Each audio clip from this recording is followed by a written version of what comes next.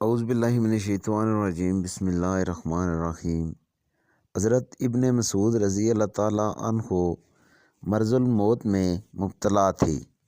حضرت عثمان رضی اللہ تعالیٰ عنہ ان کی عیادت کے لیے تشریف لے گئے اور ان سے فرمانے لگے کہ اگر میں تمہیں خزانے سے کچھ عطا کر دوں تو کیسا ہے؟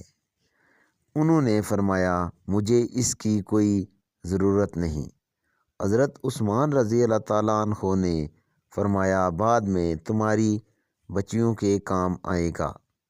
ابن مسعود رضی اللہ تعالیٰ عنہ نے فرمایا، تم میری بچیوں کے متعلق فکر و فاقہ سے ڈرتے ہو۔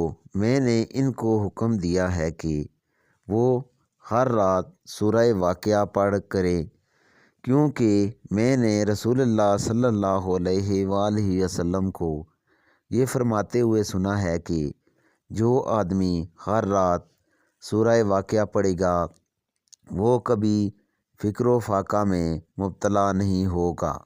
ابن کثیر۔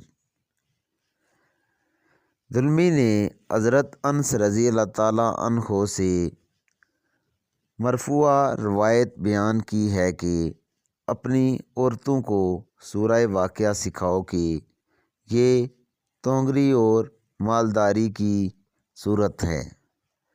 اگر کسی شخص کی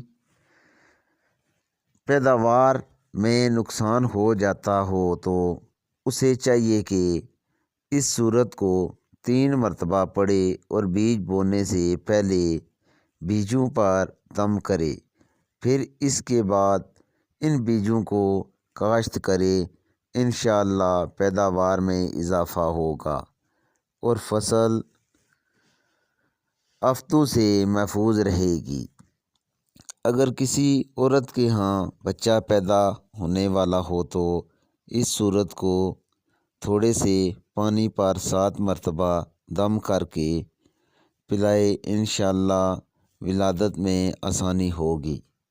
آج کی ویڈیو اتنی ہی، اجازت دیجیے، اللہ حافظ۔